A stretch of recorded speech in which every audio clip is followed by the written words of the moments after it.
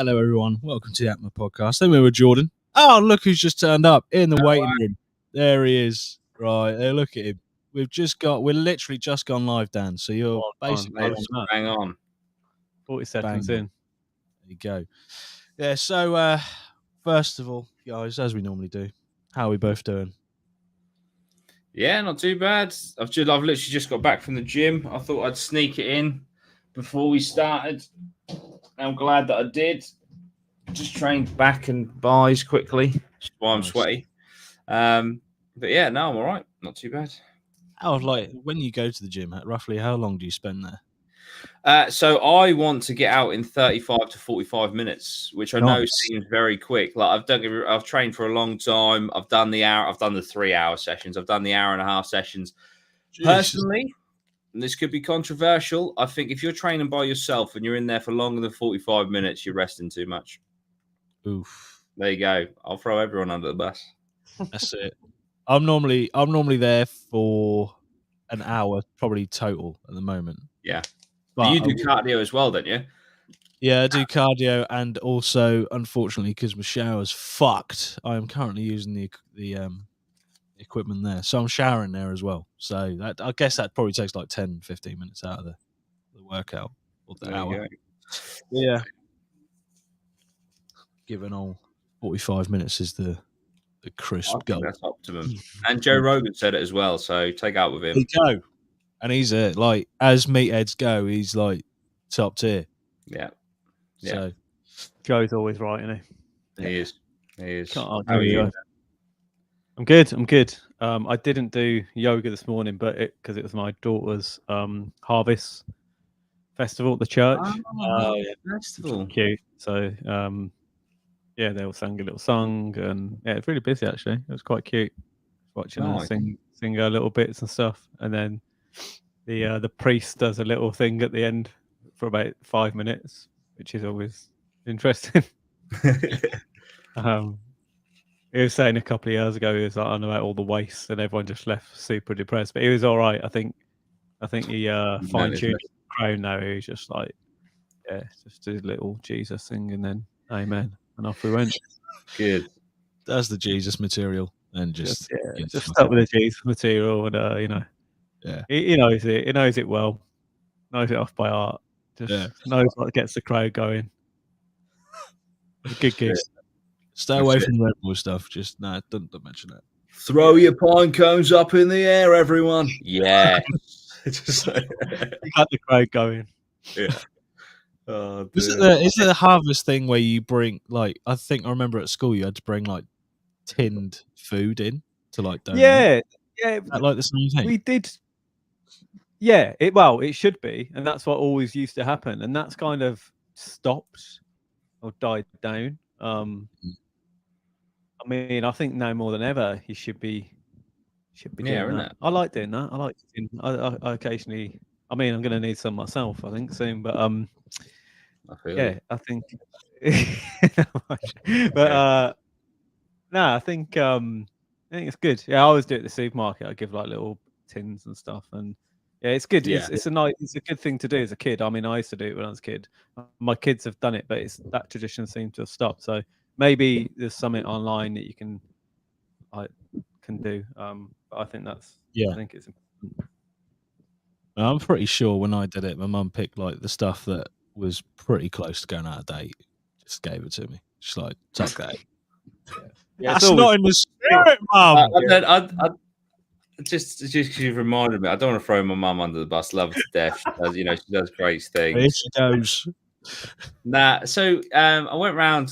So I try to get round there once a week to have dinner with her because I just think that's important. And so we went on Tuesday, and she had a lot of marking to do in that. So she was like, "Should we just go get McDonald's?" So I was like, "Yeah, sure." And we drove to McDonald's, and she was like, "Shall we eat in?" And I was like, "Jesus, I haven't ate in a McDonald's in about 4 or 5 years, but yeah, sure, if you want." So anyway, we went in and we went up to the like self-service thing, and I was just like putting it all in and that. And then it was like, at the end, it said, "Do you want to round up to the nearest pound to give to charity?" And I was like, "Yeah, sure." And it rounded me up 93 pence. Right? Oh, I know, but I was like, right. Yeah, it took me up to like, I don't know, I think it went from like £11.03 to 12 quid. And she went 93p. I was like, yeah, it's all right. She's like, what charities that even go to? I was like, the Ronald McDonald Children's Hospital or something like that. I don't know. But yeah, she was just like in shock that I rounded up 93 whole pence. It's a big move. It's a big play. It was, to be fair. It was pretty bold, but I mean, yeah. I always round up for the couple of pennies. Yeah. I do give to charity, like I give monthly. So I do decline a lot of other charity offers, and we've given tons through Hobo Jack. So like my charity concerts is good.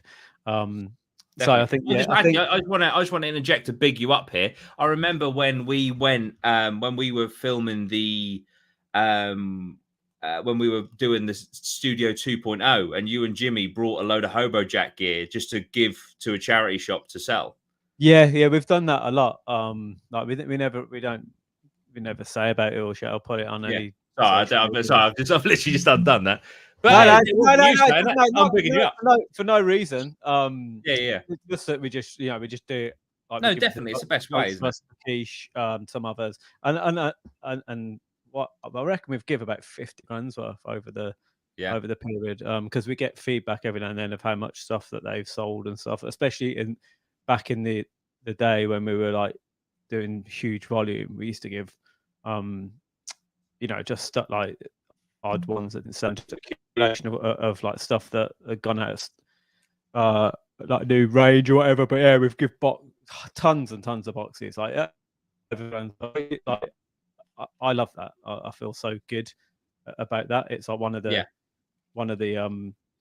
things I'm kind of most proud of like doing the business is the actual amount of things we've done for the charity. I always keep it, but my charity ticket is quite good. But I give personally to charity as well. But so, like I do get some of the charities, the way they work. Like I don't like it when they make you feel guilty or pressuring. And even that McDonald's thing, it's a bit of that. It's a little bit of like, like round up, and it's like, I think the best way to do it is like if you go out of your way to do something, like we take the bus down to there. I was talking about this with my missus the other day about maybe going and do like a weekend somewhere or some sort of charity thing where build houses, maybe like a different country or just something that like you get the input and you do it. I like those because you actually see where the value is going. Yeah, definitely. I mean, I just to pick one of the things I don't like, because I've been on I said it before in like the jobs episodes when I got fooled really into ghosting for Footfold Marketing, which was technically for a charity, but like they were literally telling me like how much commission they get on each charity sale, and it's that's why when people come to my door and they're like, "Oh, no money today," but then by the end of it, you are signing up your card. But it's like, but it just blows my mind that I'm like, how about I go on the website that you're representing right now with you on the doorstep? You can watch me, and I'll donate 20 quid right now. Like, no. If you sign up for £3 a month today, it's like, well, I'm doing basically like 8 months right here, right now. Or that's terrible maths, but you see what I mean? It's like, But when it comes to, like you say, not that it's what it's about, like the charity receipt or whatever, but like I just I'm proud of what I've used my platform for. I look at my Just Given. I've got it up right now. Like I've personally given £448, but I've raised £9,518 for various charities. And it's like, and that's utilizing the platform that we've built for good. But I mean, obviously, I understand it. I understand. Obviously, charity work is so fucking important. But around Christmas time, the adverts, man, like fucking hell. Yeah. They're heavy adverts, aren't they? That's the thing about the setup with it, and I get it and I understand it, but it's the due diligence that they potentially don't do. So like they'll knock on the door of like someone who maybe can't afford, really they're struggling themselves, and then they guilt them into giving like 10-20 quid a month. And it's like it's important that stuff does go to charity, but then there's other there's governments wasting tons of money and money just getting splish splashed, and it's, you find as well, like always kind of like the poor are most generous, especially percentage wise, like, you get companies that, we've given them 100 million to Facebook, and that's amazing and that's brilliant, but it's like, it's almost like a token gesture of just whereas there are some people that will give 20 quid to charity, but their net worth is 200 quid, so they've given away 10% of what they actually have. And even like, I was thinking about this again the other day, and it's like, even if you haven't got the money, maybe, it's Christmas coming up, there's loads of like soup kitchens, or do a day. There's lots of charities that to go and do a day somewhere, even to the point, someone who's homeless, go and buy them a sandwich and a cup of coffee and a chocolate bar or something. And it's like, and weirdly and kind of selfishly, or when you do that, it does make you feel good. You do get reward from it. There was a guy outside our local shop, and obviously, not most people don't have money, do they, nowadays? I've never got any cash on me, but obviously we didn't have money. But then my daughter was like, "Oh, what, can we give him something?" And then we bought him a can of Coke and a Mars bar. Well, it's something, at least he's sitting there. At least he gets a little chocolate bar. For sure. You've just reminded me though, and obviously this is an outlier, right? Do you remember hearing about the homeless guy in Galston High Street?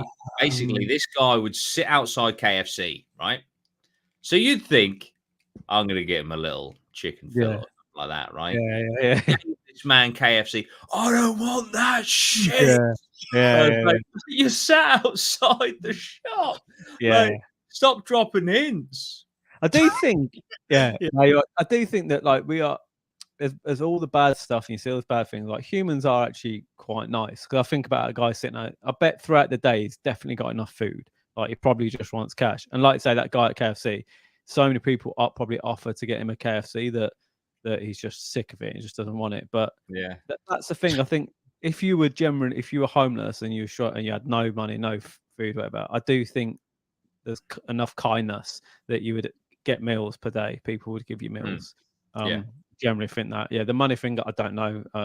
You hear some stories about some of them making loads, they spend it on drugs, blah blah blah. But at least there's people with good enough hearts to actually give them food.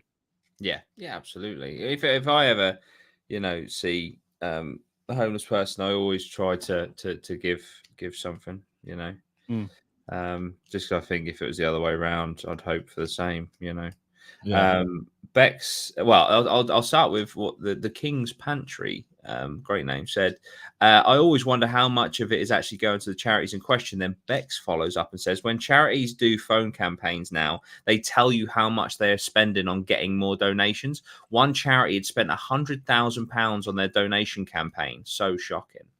Like, to put it in perspective, and I don't know if it's the same now. Because this was fucking hell. I think it was the Christmas of 2016 or 2017 when I did that thing. And, the guys, bearing in mind, they're making a living, right? The manager guy who I went with to do this footfold marketing, he was like, so I'm going to approach about 500 people today. Yeah. Out of those 500 people, about 100 of them are going to stop and talk to me for the first minute. Out of those 100 people that listen to my spiel for the first minute, about 30 of them will stay for the whole duration. How many sales do you think I'm hoping to get today? And I was like, I don't know, 20, 25. It's like, I want to get one. So now you've got to think, like, how much these charities are spending on marketing. If this guy only wants one sale a day, how much commission is he making? Do you know what I mean? Out of this marketing budget. Like, why not? I understand they need to get out there and get the message out there, but if you're spending so much on a marketing budget, surely that should go to what the work of the charity is. It just doesn't make sense. No, I guess it's 22, but fucking hell. But also, I didn't agree. And I said this to them. This is why one of the reasons I declined the job. I was like, I don't agree that you should make money out of helping charity. That felt so fucking counterintuitive. Like, why? Maybe they're struggling for volunteers, but why are you going to a marketing company who will profit from getting sales for you rather than getting volunteers that do it out of the goodness of their heart that costs you no money? Yeah. I heard a thing, and I don't know what it is in the UK, and I don't know, I haven't researched it, but I heard that if you give a certain percentage, and I think it's 50% in the US, to charity, then you can be registered as a charity and not pay any tax. Now, so you don't have to give 100% to charity. To be registered as a charity, you don't have to give 100% of everything to charity. You can just give 50%, and then I've just put it into a chat GBT, and it said, I think it says 50%. So in America, that's the thing, because you hear about all these like CEOs of charities making taking all those around in, like Bentleys and shit. So taking huge dividends and stuff. So but there are on the flip side, there are some really good charities, and people leave all their wealth to like charities and stuff. So there are some good guys out there, but like everything, you just got to. Unfortunately, in this day and age, you got to take it with a pinch of salt and just look into it a little bit. And look into the charity you're giving to. I'm not saying don't give to charity. I think you should, but just look into the ones that you're doing and make sure it's for a good cause or a cause that sits with you.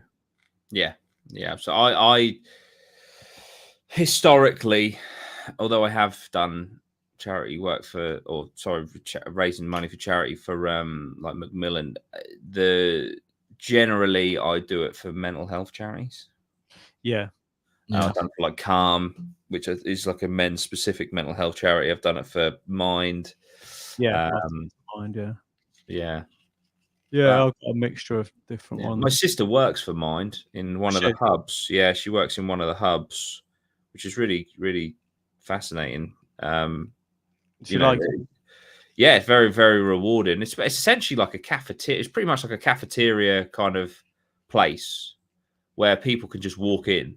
Oh, nice. And then, like my sister Chloe and others are trained, not to the level of like a psychiatrist. But they're trained to help have a conversation. Exactly, have a chat. The first point of contact. Yeah, and like they put stuff on. So like Chloe, I think on a Thursday evening, she does like a movie club thing, like so where they can go and just watch films and that, and they do all sorts, but group therapies, individual therapy, but it's literally free. You just walk in. And they're dotted all around the country. So like shit like that is obviously awesome that is available. Does she ever get? Does she ever talk about like stuff that she can and can't say? Because I know someone used to work for the Samaritans. Yeah, it's all confidential. Everything. Just with like they can't say or do certain things, and some of it's strange, especially when it's like someone who's gonna commit suicide. There was certain barriers that I won't say who it is because he doesn't work for them anymore. But I just remember saying it was like he got frustrated with certain ways that they did stuff and certain protocols. Wasn't allowed to say like stuff that was just obvious or like that would help certain things. Like common sense things that you think you would be able to do, that they put up weird barriers. I don't know why they did that, but I have no idea, but Chloe's never said like she's never like aired frustration that like there's certain things she couldn't but it's great. Like I say, it's fantastic that things like that are available to people now. That is brilliant, especially nowadays.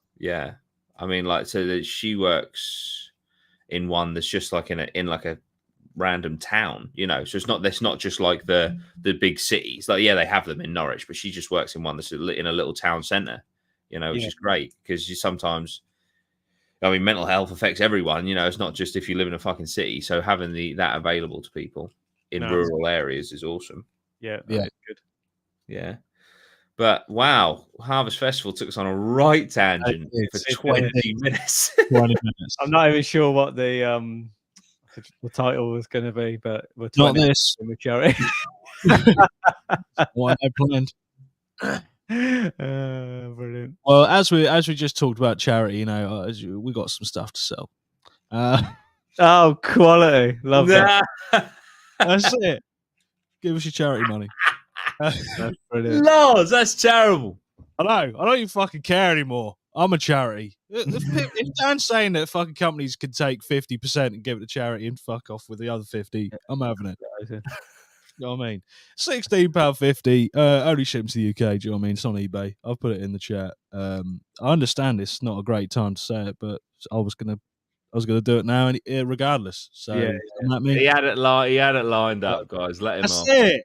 And then we started talking about charities and that. I was like, oh, should I still do this? And I was I like, thought no. you were a bit quiet on the conversation. He's like, fucking hell. The entire pitch is fucked. That's it. But now you get to see it for all its glory. I'll put it in there in the chat. It's in the description. So it was in there from the start. It was planned. But yeah, they're on eBay. £2.99 delivery. Sorry. UK only. Sorry, Big P. I know there are definitely other international watchers, but at the moment only UK. Well, that is it. Right, the plug is over. I'll remove it. There you go. We can go back to talk about charities if you want. I don't know if we should after that. My plan was to talk about, because we're getting towards, what's it now, the 18th? Yeah, Christmas. Well, I was thinking Halloween. So I didn't want to do like a Halloween episode because it's not close enough to do a Halloween episode, I think. Yeah. But I wanted to do like a kind of scary-ish horror themed one. And we talked about charities for 20 minutes, so don't know how that lines up, but we go on tangents, and that's why people like us, I hope. So I was going to talk about, with you guys, horror games and like our favourite ones and what we liked about them. So Okay. I think it's going to be a left turn. It's going to be a complete just, what the fuck is this podcast? But that's what I had planned. So I know, Jordan, that's probably your favourite genre of film. Is it your favourite genre of game, though? All right. I would love to say yes. It's very, very close. But because my favorite game of all time, ever to play, etc., is World of Warcraft, I have to say it's fantasy.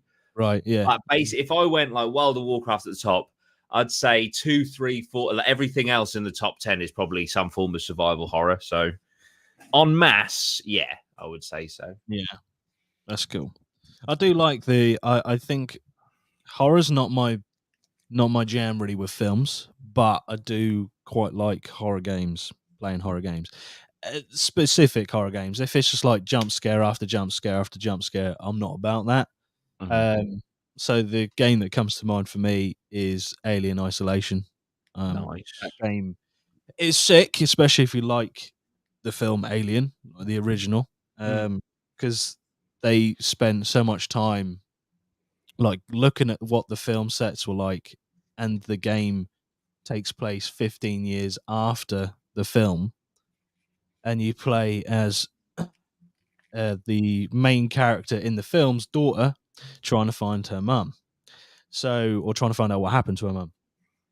And just the whole sort of scenario of them recreating what the sets look like in the film to what it would look like in the game, along with how the xenomorph looked like. It's just everything around it aesthetically was great.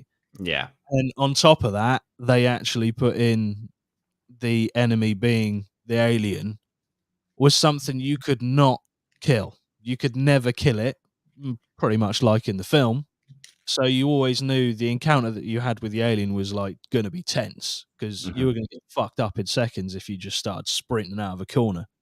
Just likewise, if you found a gun and you started shooting at it, doing the little sideways, bang, bang, you're just going to get absolutely clattered. So, yeah, I think that game kind of had the balance of really good atmospheric stuff like lighting and all the sort of set design stuff they did.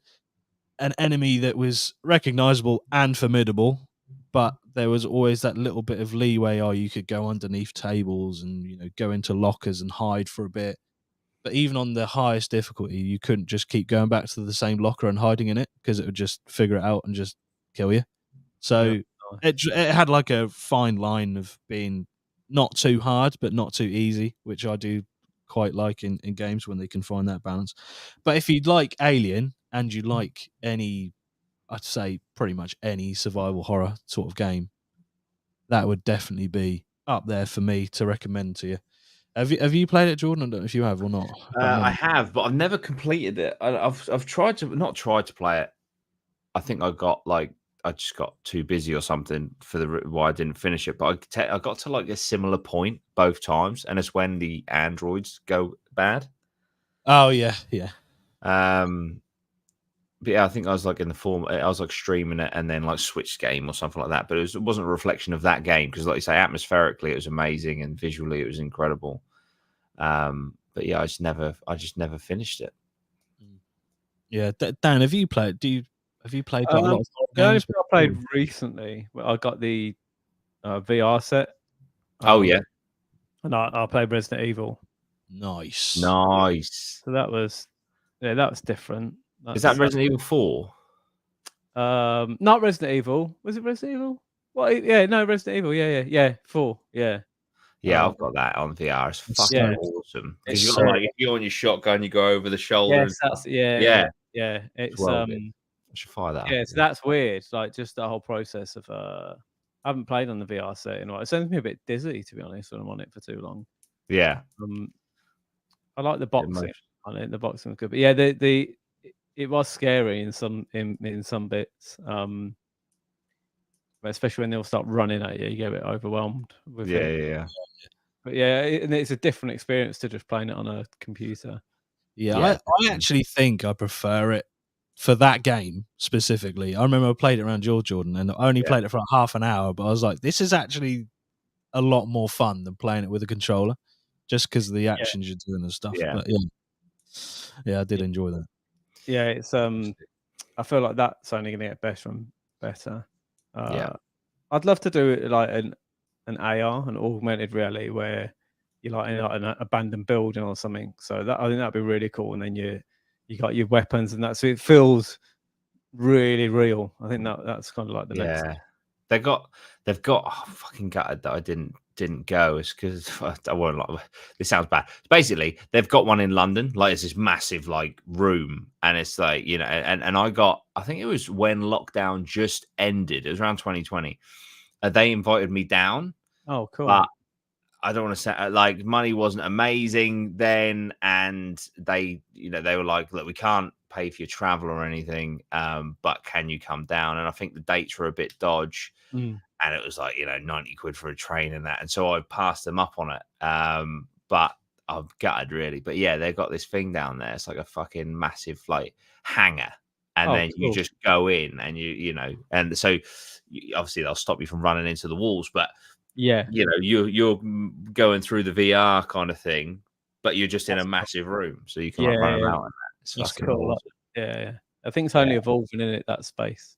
Yeah. Have you seen like they've got like 360 treadmills? Have you seen those where you're like got like a belt around your middle, and then like any direction that you go, the treadmill will go in? That's cool. I like so you can move, but you're not going anywhere. Yeah, it seems like that could be the future of gaming. Like fully immersed. Yeah, I watched. I think it was a Call of Duty level, or it might have been a Battlefield level, something like, I don't know. But they got this like SAS guy to do it, and he was like criticizing the game because he was like, "Why is the team moving out? We haven't checked all of the corners. Like, what the fuck?" Like, it's like, you want to go in there like that, you will die. Like, because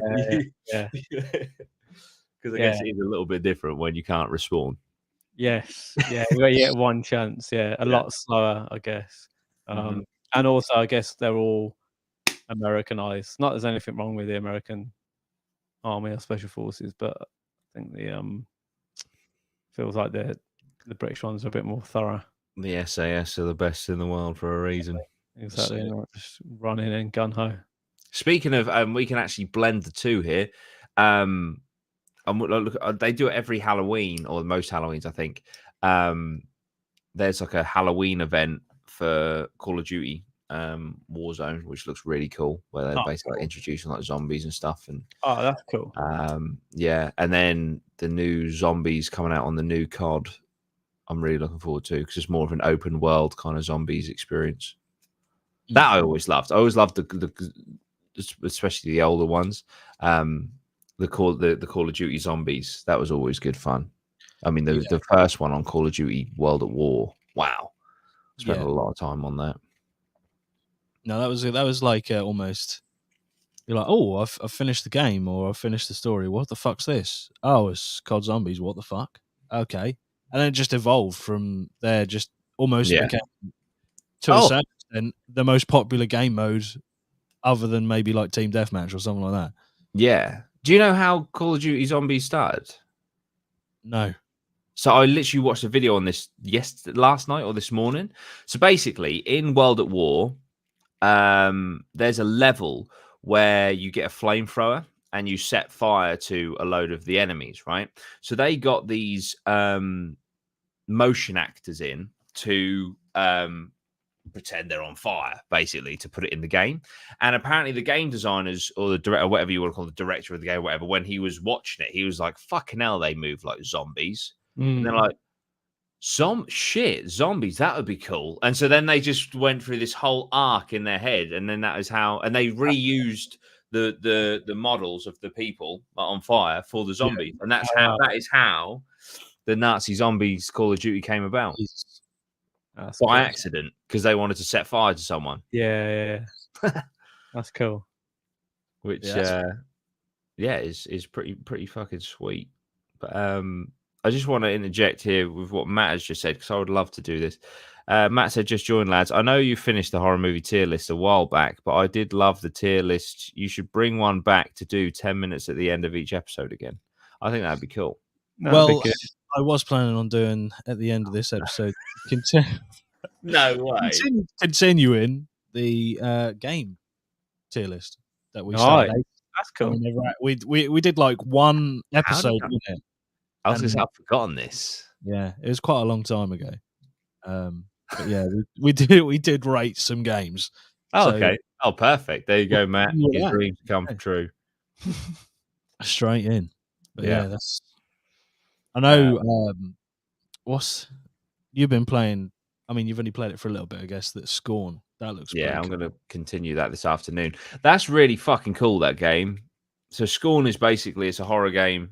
But what I love about it, I'm literally going to explain it how the game goes, right? So basically, you wake up in this, I'm assuming like alien facility, but basically the whole thing is alive. It's all fleshy and shit. And you're like melded to it and you like pull yourself out, right? And you literally go from the main screen, you press start game, and then it goes into, because the main screen, you can like see someone like stuck in a wall. And then the main screen goes into that person and it pulls himself out, right? And you're like, right, what the fuck do I do now? And the game tells you nothing. Oh, shit. You literally just walk around this place and then you're like pushing shit and then like different stuff happens, but it gives you no cues whatsoever. And it's actually, as far as I've got so far, it's like essentially like a horror puzzle solving game. But it doesn't give you any clues whatsoever. And in like today's modern gaming, where you literally have like waypoints, like go to here, to here, do this, is so refreshing. Because also like the sense of achievement, like because some of the puzzle, the very first puzzle, it just is such a fucking pain in the ass. But then once you actually, and you have to like run through so many scenarios in your head as to what it could even be. And then you can't, once you crack it, because you've had no help, the sense of achievement is awesome. And I think that is kind of missing in games, you know, of late. Just that sense of actually not having your hand held the whole time. But yes, that's Scorn. It's really, really cool game. I streamed it a couple of weeks ago. I meant to stream it every week. Didn't stream it last week because I was just mega, mega busy. But I'm gonna try and get a session in today. But yeah, it's a really cool game. But I tell you what, speaking of games, you might have heard about this one, right? Because bless him, lovely, lovely guy. My girlfriend's granddad. Right, this is how you know this game has got around, right? My girlfriend's granddad texted me the other night, and he was like, "I think you and Maya would quite enjoy this, right? There's a game coming out on the 28th of October. This is how like viral this game has gone, right? It's called Don't Scream. Have you heard about it? I know you well. I've not. I didn't hear about it until you mentioned it earlier on to me. Yeah. Well, this game looks horrific, right? The whole concept of this game, yeah, is it's in Unreal Engine 5, which is like the latest super duper graphics, right? And it's linked to your microphone. So if you speak louder than like this, the game ends, right? Oh, the point is that you don't scream, right? There's no story. Yeah. You're dropped in. It's 1993. You got a handheld camera. You're dropped into like Blair Witch fucking forest, right? Yeah. And randomly generated. There's jump scares, like things running out at you, screaming at you, stuff like that. And you have to survive for 18 minutes without screaming. And if you raise even if you go, oh, like that, game ends. If you scream, game ends. If you go, what? Cool. Game ends. Yeah. I'd love to have a go at that just for the. It's on Steam. I've put it on my wish list. It's coming out on the 28th. I might do a video on it or a live stream or something. But in the trailer, you see like what one of the jump scares are. It's horrific, like horrific. With that sort of thing, I don't suppose if you'd know, but is it like, are they scripted moments or are they just like generated? No, they're randomly just every single time is different. Yeah, because that's what would completely kill the idea, is if you you knew when shit was coming. So it's randomly generated, and you've just got an 18-minute timer that's ticking down. That's cool. Yeah, that's a challenge. It's exactly. Like, don't get me wrong, it's a sort of game that like evidently the novelty will wear off, or like and like once you've done the 18 minutes, if you can, then you've done it, but.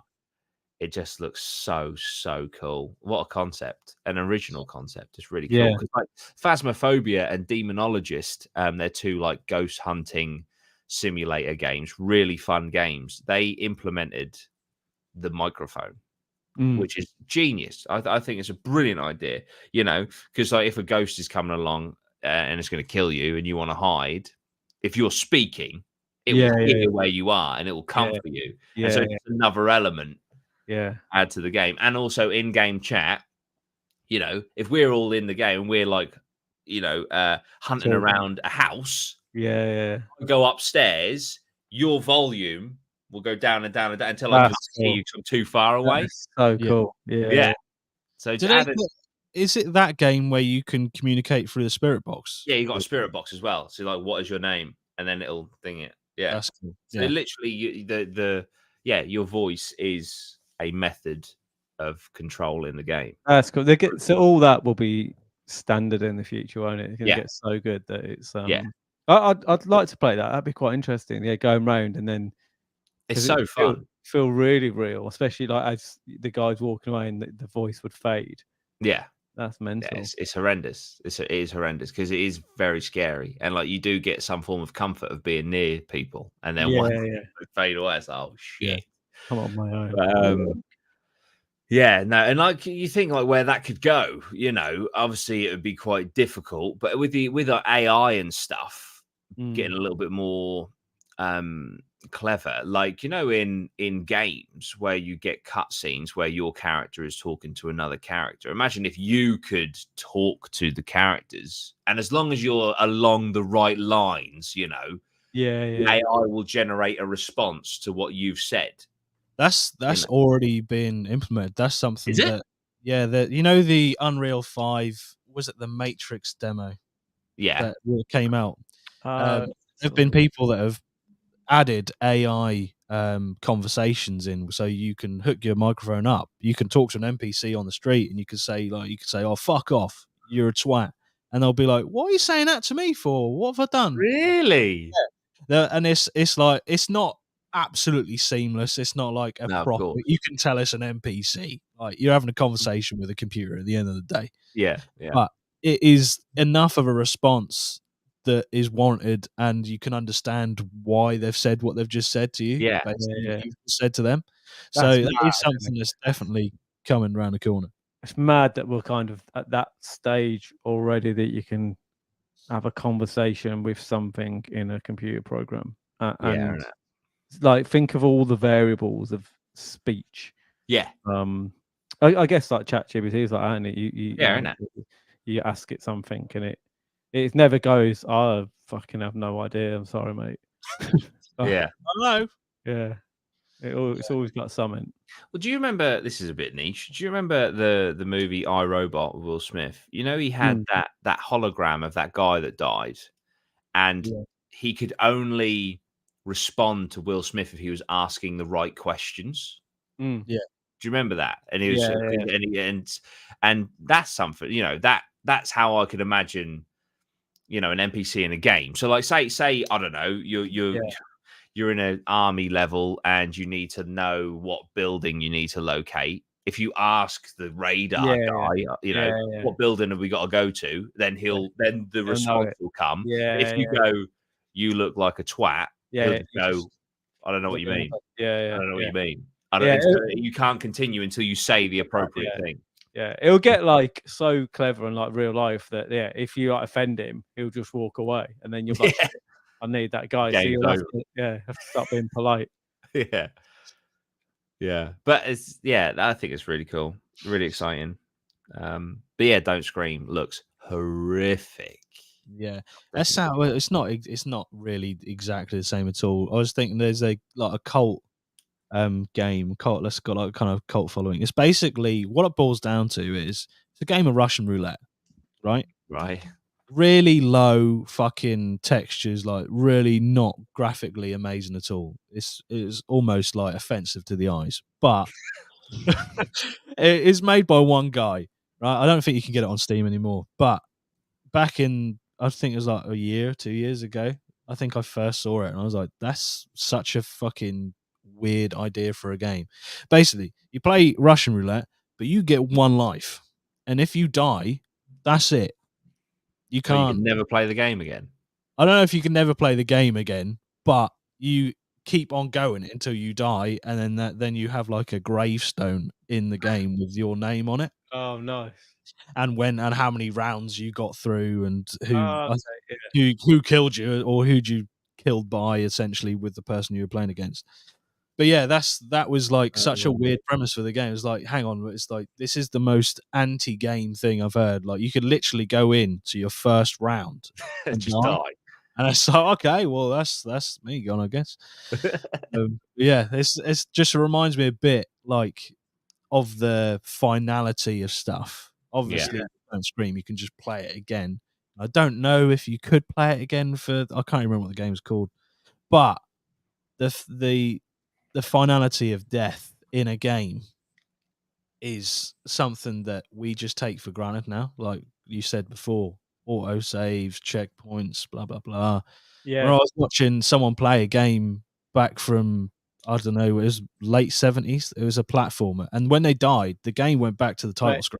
I vividly remember growing up with that, with like the Mega Drive games, and they couldn't save because they didn't have the power to save. So like you would either get to a save point and then leave your computer running overnight, and then go and do it again in the next day, or you got to pull an all day, and like dying was, you just didn't want to die, but you constantly go through the game and learn all the bits where you would, so you like die, start again. Have you know what's that film with Live, Die, Repeat? With Tom Cruise? Yeah, exactly the same as that. And you go through and you like dodge that, do that, and you get so good at the game. And like you said, that when you complete it, that sense of achievement, because you've like mastered all of this stuff. Even the codes back in the day, like when the code, you used to get a code and it'd be like 20 digits long of X, Y, Z, 1, 2, and you have to write it all down. And it's funny because I always buy like Mega Drive games, you see them in the back, and and you look in some of the back of the manuals, and there's just all these codes that people have written down that you can load up. But there is something like beautiful in like, yeah, you die, you go back to the start because you really don't want to die. No. Yeah, it's just funny because obviously it was a young person playing the game, and they couldn't fathom what just happened. They thought the game crashed or something. Yeah. They died and went, oh, okay, well, let's just have to go back to the next checkpoint. And they went to the title screen. And they're like, what? Yeah. And you lose So like you could be playing something for like 12 hours. Yeah. And then you die, and like that is a shift, man. That is like that is a lot, and you've got to go through all the same thing again. Like it was so hard to complete games. It was like literally because at the end of the game, as well, you have a little scenario of something. So like when you was at school and like someone had completed it, and they're like, oh yeah, this happens at the end. You're like, no way, not fucking. Like a legend. He's like, you know, because that's there was no cheating. There was no way you could do it. You just had to like be sick at doing it. Yeah. No, that's cool. Dude, I like that about games in a way. Obviously, we don't have that now as much, but obviously there are still games that are really tough and don't have as many checkpoints and stuff. But yeah, I mean, I was playing a game the other day, and I was like, how like kind of protected have I been? There was a puzzle, and it didn't tell me what to do, and I was just like, why the fuck's it not telling me what to do? Yeah. I need to know what to do. Yeah. I'm just walking around going, why is it not telling me what to do? Instead of trying to figure it out, I was like, there must be a hint or a prompt somewhere that it's got to tell me what to do. But yeah, it took me longer than I really.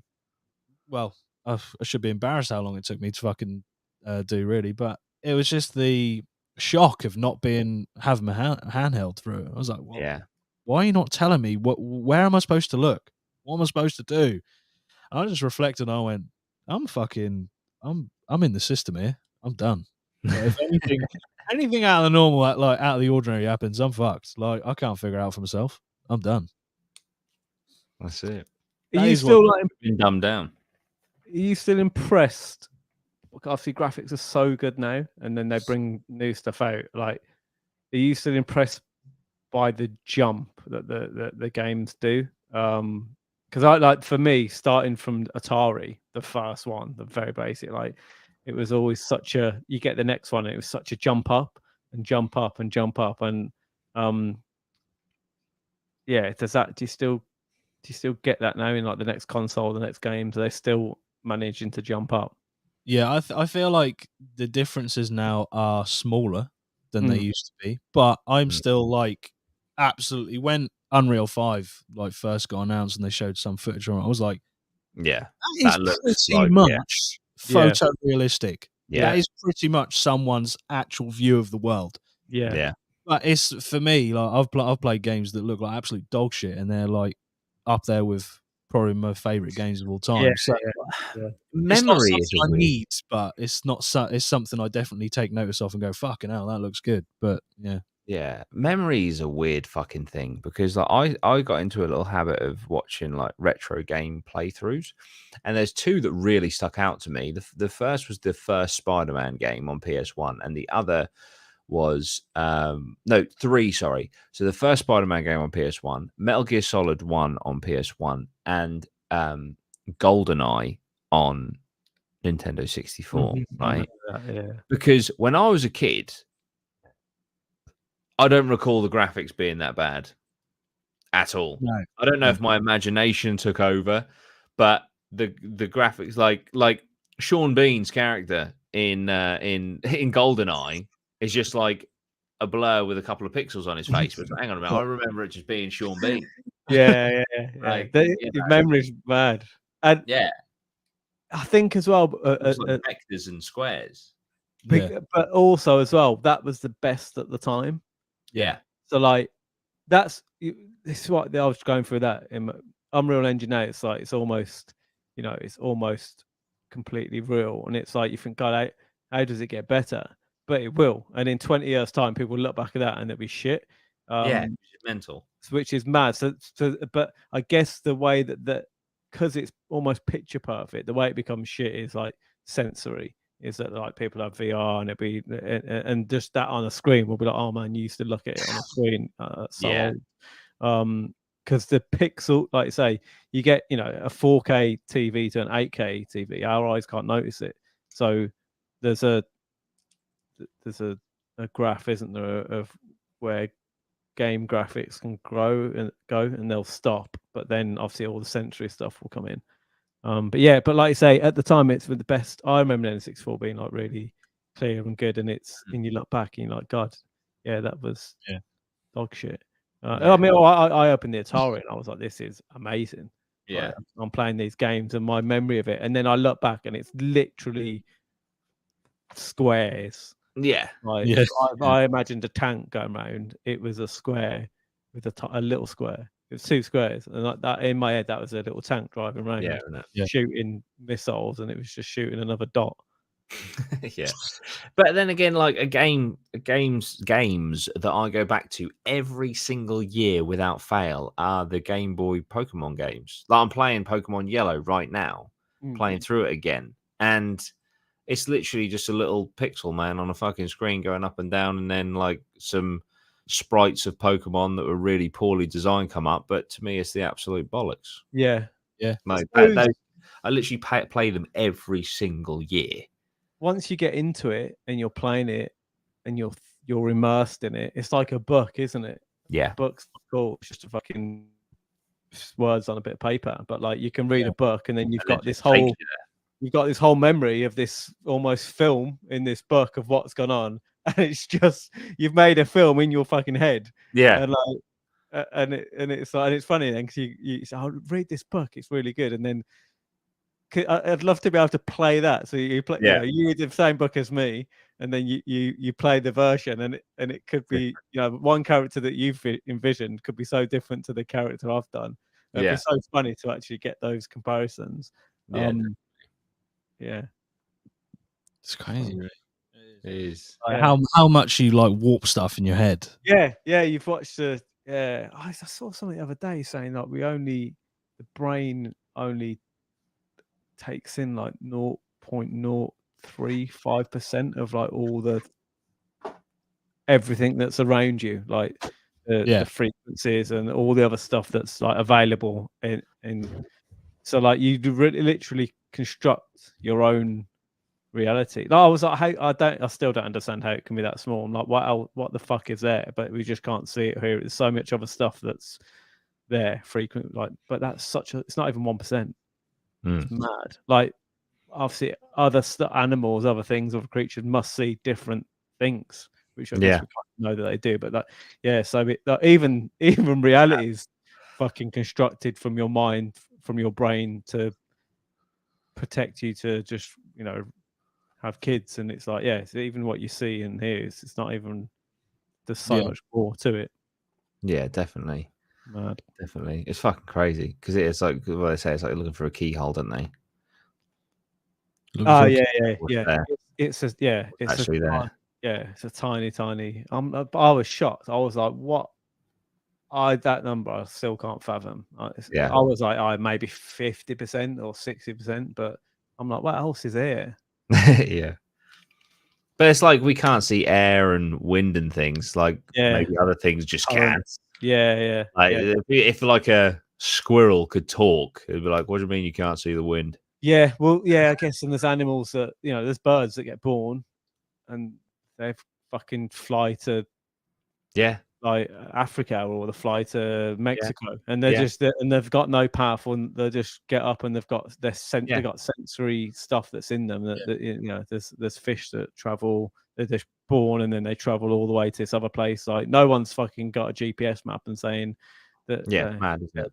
Currents and there's like magnetism and stuff that animals. So it is crazy. So I do believe that, but I'm just I'm just hard shocked. to get your head round, isn't it? Yeah, and I guess even when you go back into like, been watching a lot of Alone recently, you go back into the wild, you start picking up more senses that you just don't use day to day. That there's probably so many senses we've just forgotten or don't use in modern life that like are really integral and important to us. Yeah, definitely. Right, well, and use it, you lose it. That's it. Mhm. For Just last quickly, time, I just got this out for Sorry, Bob go on. Bobby because he said Zelda Ocarina of Time, best game ever. Bosh. Oh, nice, mate. Yeah, That is nice. Arena of Time. yeah. Apparently, Great the game. new Zeldas are really good as well. The ones on the Switch.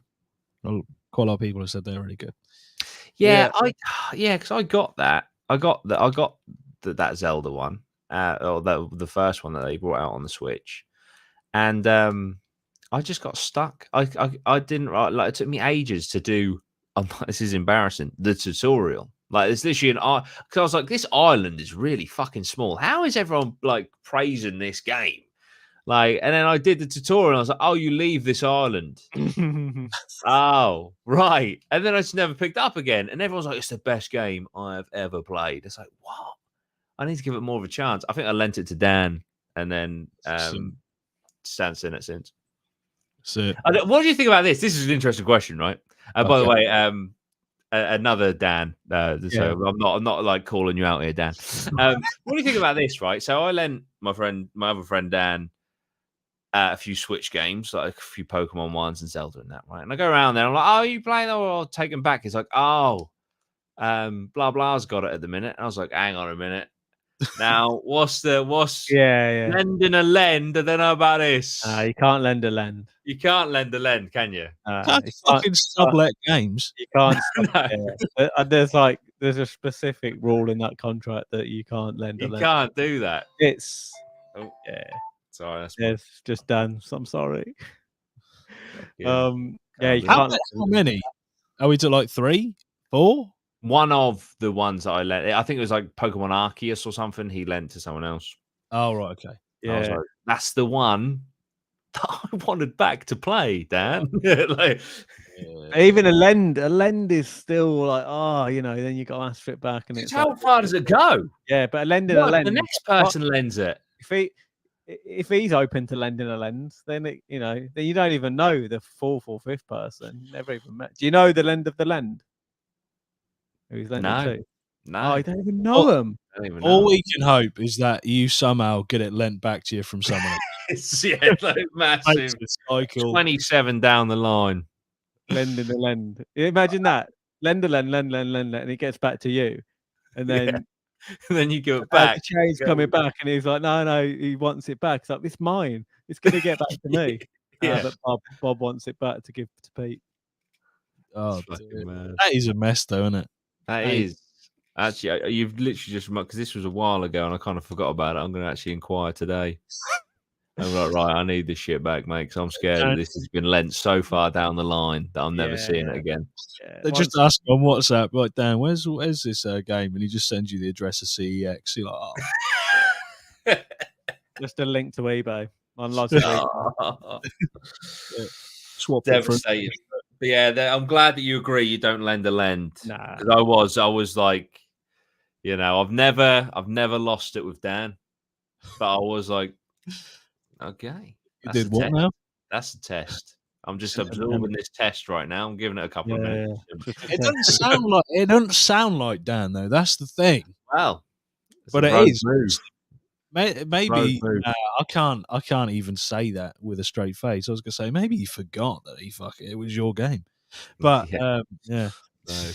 No. I wouldn't be very happy if that happened to me. But I just can't lend a lend in any scenario. It's just well, unless it's money, then that's fair game because it's do. But a game. You give it to someone to play, and then they it's just withering away as the more lens it goes out to. Dan's starting his own brand of Blockbuster back up. He's just getting games from people and then just renting them out on the side. Absolutely. Mate, I randomly thought this. I was like, how cool would it be if you had like, I don't know, like a caravan site or something, or like a big tent place, but then you had an old school arcade, but then also like a little video and like rental section where they could rent like the old games. Imagine like you and your caravan on a holiday, and then you go down to an old type Blockbusters and you go rent a movie, and you go for that'd be sick. It'd be such a cool little novelty process. Just showing your kids' eyes what we used to do. Yeah, Maybe that's just in my head, but I think something like that would. Yeah. I feel like there's such a love for nostalgia now. I think something like that would. I think, call me crazy, I think Blockbuster would work again now. Yeah. yeah, I just that because it's an experience, isn't it? yeah. Going in Maybe there, not. Yeah, it would work. I feel like the odd one would work, not on as massive as it was, but yeah, like a Yeah. novelty one, like a novelty, and you had some, old school arcades there. You could put 50p in and play Street Fighter and stuff. Like, I feel like that would. I feel like people would go to that. I can't even believe how honest people used to be with like the DVDs and stuff. Like, I guess they had your driving license, or whatever, but it's quite funny. Like you say, people lending lens. yeah. Started my own business from just borrowing stuff from Blockbuster. Yeah. There are some things from Blockbuster, like where they had like Blockbuster exclusive versions that are worth so much money now. The most expensive Mega Drive game is a Tetris Blockbuster edition. Really? And it's like worth tons of money. Yeah, and Jesus. there's another game that Blockbuster did, and there was about 500 of them, but hardly any of them have survived, and that's worth a lot of money. Yeah, anything Blockbuster. Yeah. Bobby says Len Buster. That's it. New Buster. Good name. New franchise coming soon. That's it. I think what we'll do for the last 10 minutes or so, just have another crack at this forgotten game tier list. I mean, Jesus. Yeah, I mean, I don't even recall part 1. Which, when we inevitably finish this and then put it into one episode like we did the movies one, it's going to be so funny that about 10 minutes into that podcast, it's just going to be like, I don't even remember doing this. It's like, what? Imagine if we keep doing them, and every time you just keep forgetting, and then all the video it's just a progression of you losing your memory. That's literally what this is. This entire podcast is that exact format. I was just not remembering. Was I here? Yeah. Yeah. Was I even looking at it? You must have been, because Halo Reach. Yeah. Put up there. Mate, what's funny is when we play it back. It's literally, was I even here? So, someone watching this. I don't even remember being alive. He's just done it. Yeah. Makes no sense. I am patchy on some of them, I'm not going to lie. Yeah, there's such a range of games. Like, there is Are you sure I was here? Yes. I'm sure I've played Crash Bandicoot Nitro. Well, it's in there. I have not played section. Yeah. I've not played it. Oh, no, mind you, stopping on Shadow of Colossus does ring a bell. Yeah. Because I've got my thing I'm now about to show. Until Dawn, I've never played that. I've seen you play it. Right, okay, yeah. All right, yeah, makes sense. Oh, man. Okay. Street Fighter 2 is definitely Dan's choice. Yeah, mate. Up there. Yeah. So I think we were all present, at least for one time that we did it. So Shadow of the Colossus, I've never played it. Neither have I, but do you know what's hilarious is that I own this. That's it. This is worth about 400 quid. Apparently, this is one of 1,500 press kits for Shadow of Colossus. It's beautiful. It's got lots of cool stuff inside. I'm not going to open it right now. I'll let you see on the back. Nice. You see on the back there. Look, 14.95 and 1,500. Nice. That is cool. But yeah, never played it. There you go. Dan, I take it you've never played it? No, I don't know. That's going straight in there. I have not played. How hilarious. Probably should. Are you still trying to actively sell that, Jordan? I was for a while, but I'll give up for a little bit. Okay. I was going to say, make your plug. But yeah, it will be on eBay very soon. Might put it on eBay around Christmas. Oh, yes. Good. That is a good time to do it, I reckon. Yeah. XCOM 2. Never played. Haven't played it. Never played. Fuck off. Have not played it. Assassin's Creed Brotherhood. I think I've watched Dan play this, like the friend Dan that you're talking about, who's suddenly lending out games that have been lent to him now. Yeah, I've watched Dan play this, but I've never played it myself. And I don't know. Have you played it, Jordan? I've never played Brotherhood. No, I've only ever played the first Assassin's Creed game. I'm not too keen on them. They're all pretty similar, to be honest. All the ones I've played have all been very, very similar. There definitely was a period where they just went, right, same game, different fucking cover art. Yeah, I think. Yeah, I feel like they're all just so similar. I think I did play that. You think you did play it? I'm sure I did. Yeah, I had a little period of There was one that I played. I can't remember but yeah, I spent. But just average. They'll all be okay for me. Well, based on that, we're putting it in okay.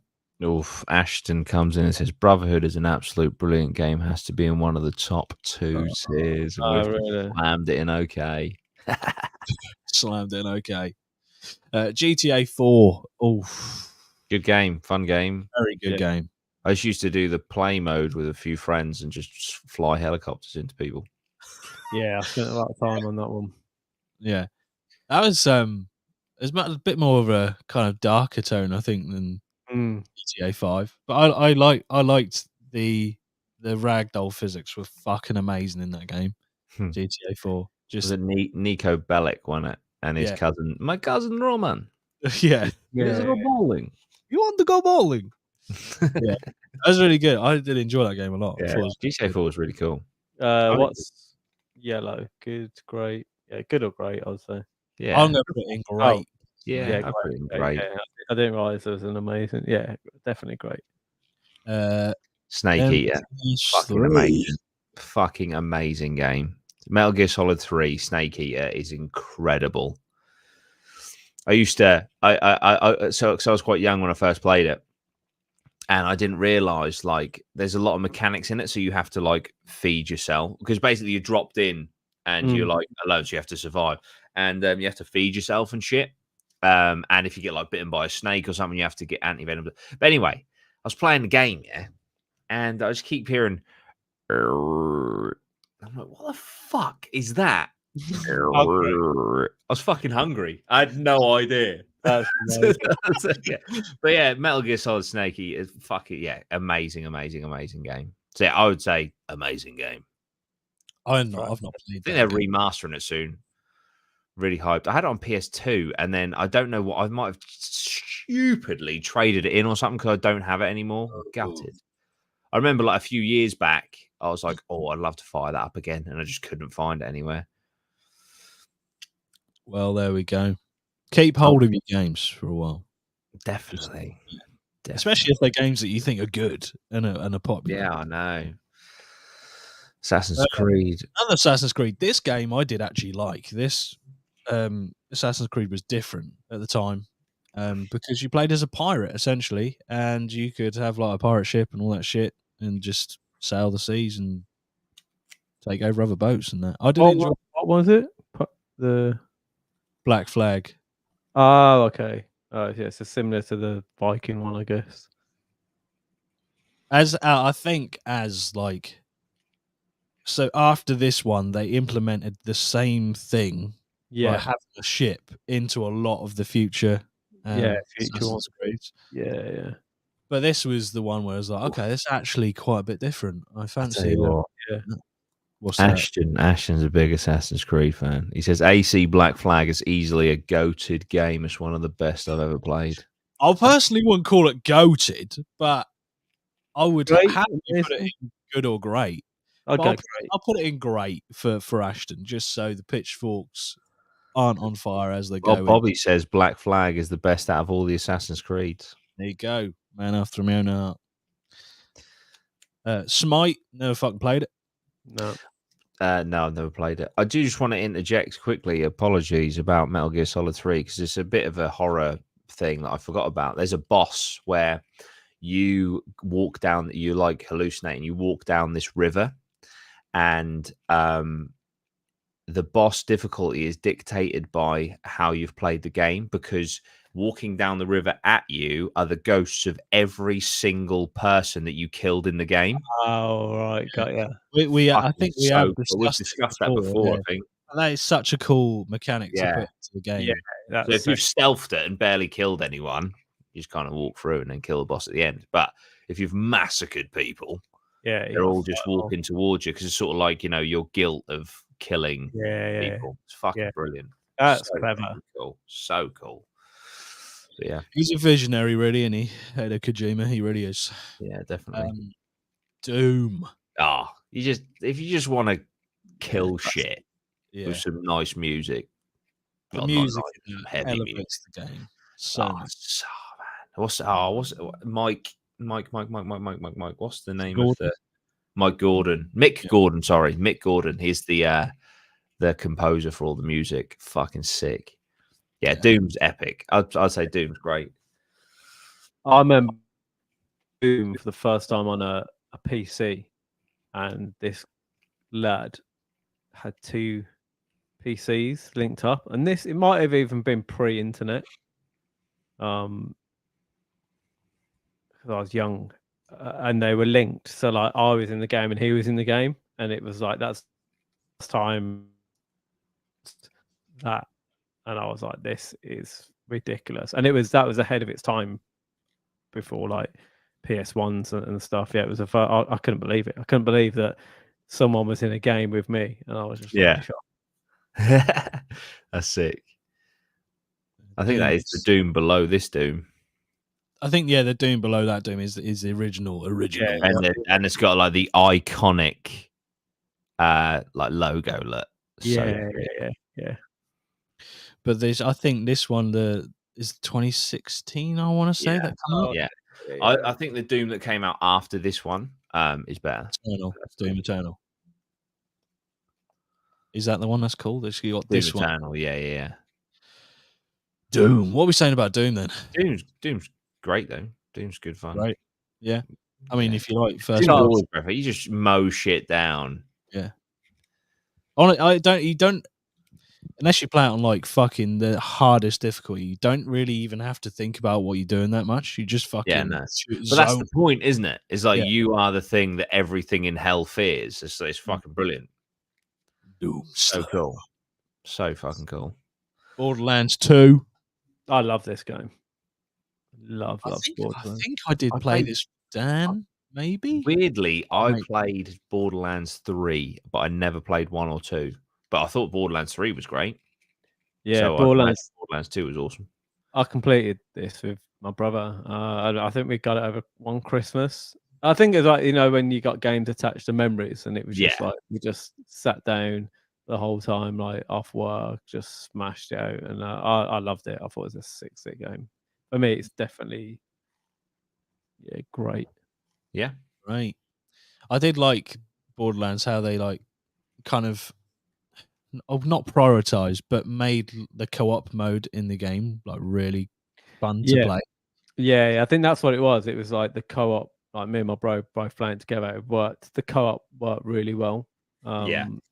So we were always after games that would work well for like 2-player, and that was definitely like one of the best at the time.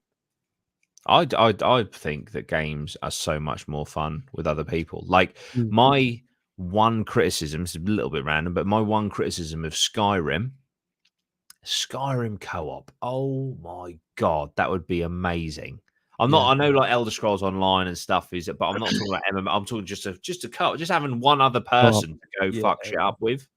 Yeah, I mean that if you're really that inclined and you have it on PC, I think there is a mod either completed or being in the process of being completed where you can play it with other people. That's so cool. But yeah, that is such a cool concept to even think about. Like, trying to do a dungeon with another person. Yeah. Final Fantasy 15. No, I don't think I've actually ever played a Final Fantasy game, to be honest. I like Final Fantasy games. They are cool. My issue is I'm not that much of a hardcore fan. Like, you could tell me, like, I could tell you I've played 7, 9, 11, and 13, or 6, 8, 12. I have no idea which ones I've played. I have no idea. But I know I enjoy them when I play them, but I don't know if I don't think I've played that one. I think that one's the one with like the car and shit by the looks of the main character. But I don't think I'll play that one. But yeah, they're cool games. And it's always like Final Fantasy to me is so iconic that you'd get like the 8-disc case of PS1. Like, man, They're this so game's 8 long. discs. Whoa. Yeah, You know. so long, didn't they? Yeah, but the concepts are good for them. yeah. But no, I've never. I don't think I played that one. Don't think I played that one. It's good, and they haven't played. Watch Dogs 2. I've never played it. I know someone who has. No, I never played it. Scott, if you're listening out there, that's like his favourite game, isn't it? I don't know. I got weirdly when I bought my Blue Yeti microphone, I got a free copy of Watch Dogs 2, and I decided to do a giveaway. So whoever's out there that has my Watchdog, or sorry, your Watch Dogs 2, or because you won it fair and square. I hope you enjoyed it. Out. What? You see it as being it lended out to someone. Yes, I let the go. Now I want it back. Transfer it back. Yeah, I've never played it. No, I haven't. Have you played it, Dan? Nah, no, not from memory. Dark Souls 3. This is hilarious because we've got Dark Souls 3 there and Dark Souls 1 next to each other, and I've only played Dark Souls 2. Oh, that's it. Is there Dark Souls 2 anywhere? There must be. Oh my god, there are so many games. Mate, this isn't even. There are some cool games, though, when we get further down. Holy shit. Yeah, there is a lot. Holy. I can't see a Dark Souls 2. So that's it. Unless I might just. There are some serious games in this list. Holy shit. Yeah. Pokemon Red and Blue, nice. Yeah, there are some crazy games in this list. No, I don't think Dark Souls 2 is on there, which is really random. No, can't see it on there. So we're calling that one. Haven't played. Yeah, I because haven't played either. Dark Souls 3. I've not played I don't think I played any Dark Souls games. It's just so hard. So hard. That's it. By design, but fucking hell. Right, so we're putting both of them in there then. Shadow of War. That's the second one, isn't it? Think so. Yeah, Shadow of Mordor is the first one. Shadow of War is really cool. Well, they're both really cool. They've got really cool. It's got that nemesis system. Yeah. Which is pretty gnarly. Like you kill enemies, and then other enemies like become chiefs and generals and stuff, and like random. Shit. Essentially, remember your actions. So. Yeah, that's it, yeah.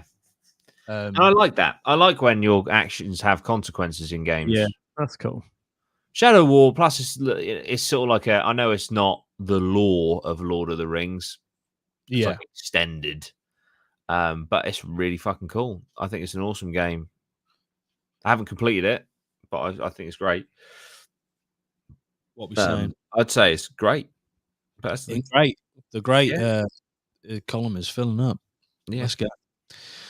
Need for Speed. I don't even know what. There's been so fucking so many of them. I don't actually know what this one is. I don't think it's the first Need for Speed. Clearly, because the logo just looks too new. Yeah. I seem to remember them rebooting Need for Speed years ago. If that said Need for Speed Most Wanted, I'd put it in amazing, because Need for Speed Most Wanted was epic, and Need for Speed 2 Underground 2. Yeah. Where my love for the Nissan 350Z began. Yeah. If it was one of those two, but all the other ones I haven't played. I've not played this one. Have you played this one, Dan? I played a bit of the first one. It was all right from memory, but yeah, not nothing. Reboot. I do feel like that's a reboot. It looks like the logo looks like a reboot logo. Yeah. I mean, it opened the door to the others, obviously the first one, but yeah. Mario Odyssey. I haven't played this one. No, I haven't played that either. No, never heard of it. Not really a big Nintendo, even though I play Pokemon. Yeah. Anyway, Devil May Cry 5, really fucking cool. Even fucking cooler soundtrack. Nice. Yeah, Devil May Cry. I streamed it for a little bit during lockdown, and because I think it was like a free game on PS Plus or something. And yeah, seriously cool game. Seriously cool game. Really cool. Devil May Cry. Soundtracks are important, man. If you get an epic soundtrack, What's it? I've never actually seen gameplay of it. Is it like a slasher sort of thing? Yeah, or big time, mate. Like the combos and shit. Like, you know, you get like 1, 2, 3, 4, 5, 6. Yeah. Oh, like that. nice. So, Yeah. do you have ADHD? Enjoy. You will now. Yeah. But yeah, Devil May Cry in general, like this series, I think is really fucking cool. I would put it in good. Oh, he's self Good. good. Because it's not quite great because it didn't hold me long enough to complete it. Yeah. But then neither did Shadow of War. But we move. We do. Soul Calibur. Yeah. I don't think I've ever played a Soul Calibur game. They're a bit like Tekken, aren't they? Yeah. Yeah, I can't remember that. Maybe like on an arcade, but not on the computer, like a PlayStation. Yeah. I haven't played, was that 6? Think so, yeah. V's 5, isn't it? Yeah. Yeah, V's 5, I've yeah. never played Soul Calibur 6. I've never played it, so that's fucking going in there. I've not played Soul Calibur in the mud. Assassin's Creed. There's a lot of Assassin's That's Creed. the Egyptian one, isn't it? I think Odyssey is the Greek one. Oh, the Greek one. Yeah, I think because they had Origins, I think was the Egyptian one. Right. They had Origins, then milk. I Odyssey. mean, they've got the whole of history to milk, but they have milked down there. They have. I didn't know Odyssey. I don't like the front cover of that. It looks weird. Yeah, I don't know. Looks a little bit Prince of Persia-y. What the fuck happened to that series? Prince of Persia was well cool. Yeah, it was. Sands of Time. That was a fucking sick game. Rewinding back, that was sick because you could fall and then rewind it back like that. Yeah, that's fucking amazing. Yeah. There you go, Ashton Mitchell. We do know that he is clued up on the old Assassin's Creed. He has said Odyssey is not good, one of the worst of the series. I'll take your word for Ashton. It's written horrible, just because even the because I mean, you know, Ashton's played it for us. There you go, bosh, horrible. I mean, I have played a little bit of Odyssey, and I agree. I didn't like it at all. I thought it was just big for the excuse of being big. Like the game. Ashton said there's nothing about assassins in it. What's the fucking point? Yeah, I've only played probably 10 hours, but I'm waiting for the whole Assassin's Creed story to be there, and it just isn't there. So yeah, 10 hours. I'm not getting back. I'd put it in bad. I don't know if I put it in horrible, but I'll put it in bad. It's probably one of those ones where they have to release one every year, and they were struggling, and someone's This is like, it. "What to do?" And they're like, "Oh yeah," and it had no depth to it. Yeah, this is the problem. Like they got into a point, like the publisher got into this thing where like every year, Assassin's Creed, every year, without fail. But we've got to make it different. We've got to make it different and worthwhile for people to actually buy it. And then when people buy it, it's like, well, you just changed the map and you've put some extra characters in that we didn't have last year, but the story's still absolute gash. Cheers. Yeah. Ashton says Origins is where the Creed begins, but Odyssey is set way before that, so there's no assassins at all. There you go. That's incredible. And apparently, Bobby says, Lozzie, you are correct. Origins is in Egypt. That's it. Yeah. Mortal Kombat. I think with all Mortal Kombat games, you just can't go wrong. I mean, I played a little bit of the new one. I went around my cousin Tom's, played a bit of the new one. It's just fun. You know what I mean? You just get the awesome brutalities and that, and fatalities, and it's fucking cool. It's got a good legacy as well. I remember the first ones coming out; they were epic. They used like the graphics were different, weren't they? They used like they're like real people, weren't they? Real people, and then put it in. They did something different. Cool. It was like at the time. Again, you look back and it's so funny the graphics, but at the time it was like proper revolutionary. It was like I remember when it came out, and everyone was like other people like they look like real life.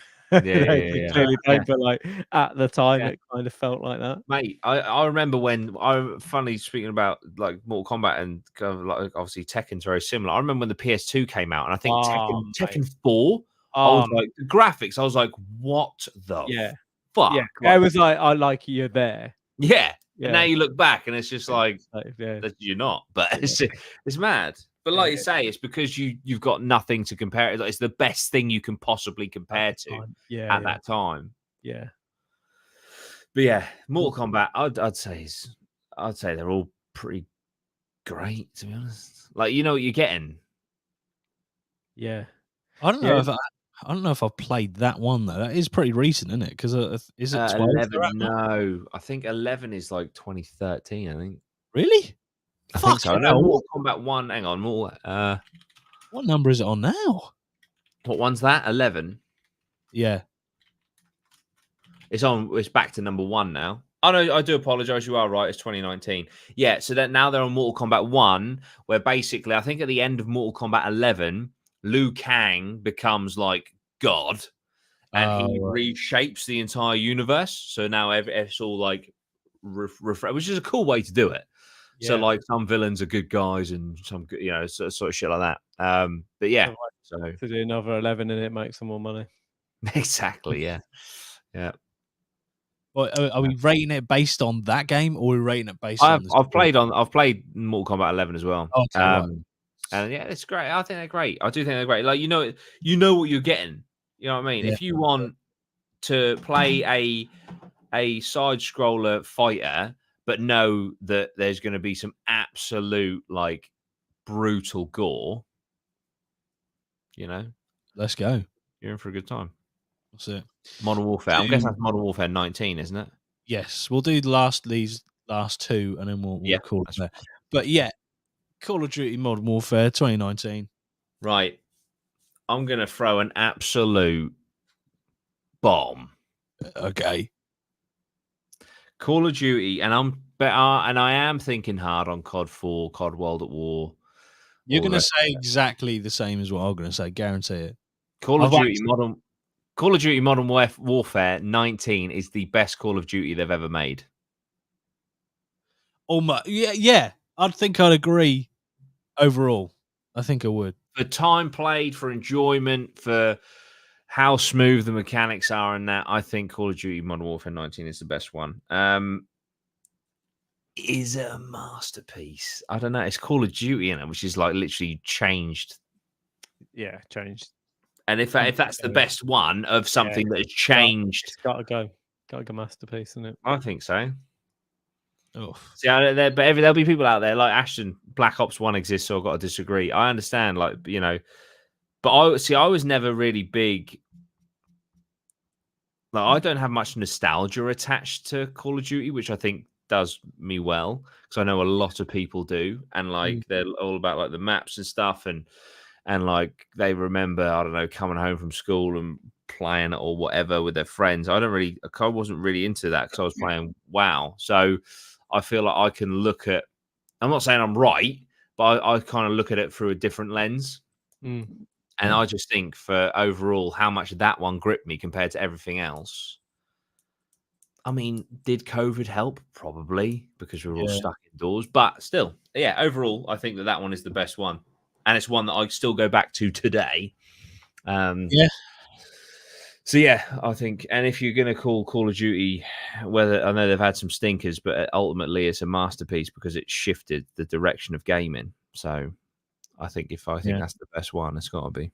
The only reason the only thing that's stopping me put it in masterpiece is that I don't think the single player campaign is anywhere near as good as what Black Ops and even Modern Warfare, the original one, maybe even Modern Warfare 2 were. But multiplayer wise, and like the actual movement, the guns in the game, how they sound, how the environments react, like fucking be able to run through doors in a map is like, that's fucking cool now. That's something that was never really in the game. Either had the door open or it was shut off and you couldn't get through. Yeah. With that game, it did put a more tactical spin on going in and out of buildings. But yeah, I'd happily put it in amazing though. But if you really want it in masterpiece, I suppose. What is in masterpiece? Halo Reach. Yeah, I do think it's up there with them. That's it. I do. Yeah, you've got You got to have one. Call of Duty has to go in masterpiece. Is there any Yeah. more? Is there any more? Got one in good, Modern Warfare 3. I don't know. There must be some more Call of Duties on the list somewhere, surely. Yeah, like I say, the Black Ops was pretty epic, wasn't it? If it's not there, though, There actually is, you know. Surely there is. Wow. Oh no, Cold War. Cold War. That's the one they chose. Cold War, the one that's going in horrible. That's mental. Yeah, that is definitely going in horrible. Yeah, that was awful. The movement. Well, in that case, that was a graphical downgrade. Yeah. In that case, then, if it's got to be on the same tier list as Cold War, it's going to have to go to masterpiece. Yay! Nice. Right, and then let's finish on the original fucking Doom. The OG Doom. Yeah, I like that one. I've played like maybe, and this is through an emulator. I've played probably about 10, 20 minutes of it just because I just want to give it a try. And it's pretty cool for what was available at the time. Yeah. But the problem is, I've come into gaming and I've already got, I can have fucking 3D graphics, man. Yeah. I can have 3D models in games. I can have open world shit, which is So going to Doom from that, you feel a bit constricted, but when you put your like kind of time sensitive hat on, you like look at it and go, this is fucking sick for the time. At the time, the link up, because I think, and I wasn't really a PC guy, I've got a feeling it was one of the first games to do it, to link to like other PCs, which was game changing. Like that paved the way. Whatever they did with that paved the way for the future with all games with linking up. So it's at the time and for that, it's got to be rated high. Yeah, I mean, I just wasn't a PC guy, but I do think it's just for that, it's got to be rated high. Maybe great. I'd say it's like almost a genre kind of like trendsetter. It started paving the way for that link up play that without that might have took a longer time after. So what do you reckon? I personally, I'd go great, and again, it's like I'm happy with that. Time perspective. Awesome. It's at the same level as the 2016 reboot. There you go. Which is impressive. If you think about graphically, it's very impressive. Yeah. Epic. And it's been, I don't know if anyone's seen, but someone can play that on a calculator. What? Someone played Doom on a calculator. No way. Oh, the fuck they did it. Might have been trickery. They did it. And I just, what? So we'll continue this in 6 months' time. We'll not remember what the fuck we did or where we were. And maybe by that time you would have got your game back from Dan. Maybe. To be fair, thinking about it, like when we finished the movie one, it can't have been that long ago. It must have just dropped out of my memory. Yeah. I know what you mean, because it seems more unfresh than the movie ones. It was quite a while ago. So it's been 14 weeks. Has it? Yeah. Okay, it's been 14 episodes. Right, that's fair enough. I was thinking that's when we first started. I don't know if we did another portion. No, I would have thought so. The amount that we had on there, I'd say that's probably what we've done. Yeah. 14 weeks ago. Cool. There we go. There we go. What we're gonna do after another 14? What we're doing after the games? We're gonna. What would you like? There's a lot of stuff we could rate. I mean, there's different genres of movies. Yeah. Could be fun. There's probably tier lists for like food. Yeah, we could do food. Oh, food would be good. Food would be nice. It'd be quite hard to sync all three, but but especially someone's dead set against something. Yeah. I mean, you start throwing in like beetroot and stuff. Then fucking beetroot. Well, that's safe to say for me. That's going in horrible. So yeah. Fuck beetroot. Sounds like it's a masterpiece. It's purple greatness. Oh dear. But yeah, no, awesome. Cool. Well, what a strange episode. We started off with charity. Got a plug in the middle there, and then we did the stuff about the gaming. Well, I hope wherever you are, you're having a good day. If you're listening to this, watching this now, have a good day wherever you are, whatever you're doing. And thanks for joining us. We'll see you in the next one. Up the APMA. Bye bye for now.